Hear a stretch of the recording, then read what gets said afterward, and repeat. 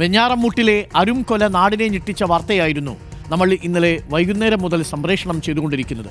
ഒരു യുവാവ് കുടുംബത്തിലെ 5 പേരെ അതിക്രൂരമായി കൊന്നുകളയുകയും സ്വന്തം ഉമ്മയെ കൊല്ലാക്കൊല ചെയ്യുകയും ചെയ്തു.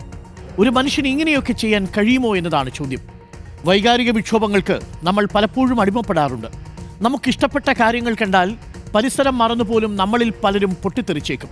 നമുക്ക് ഇഷ്ടമല്ലാത്ത കാര്യങ്ങൾ കണ്ടാൽ ചില വൈകാരിക സ്ഫോടനങ്ങൾ പെട്ടെന്നുണ്ടാകുന്നതാണെങ്കിൽ മറ്റു ചിലത് കാലങ്ങളായി പുകഞ്ഞു പൊട്ടിത്തെറിയിലെത്തുന്നതാണ്.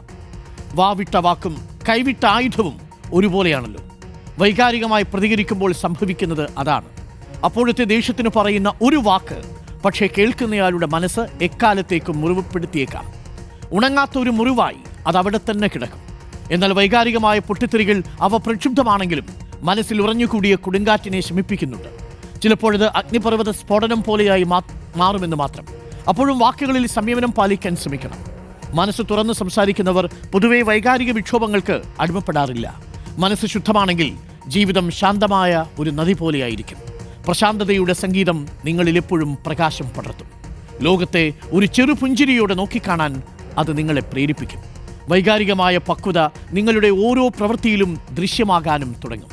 സാഹചര്യങ്ങളിൽ പക്വതയോടെ പെരുമാറാൻ നിങ്ങൾക്ക് കഴിയട്ടെ എന്ന് ആശംസിക്കുന്നു.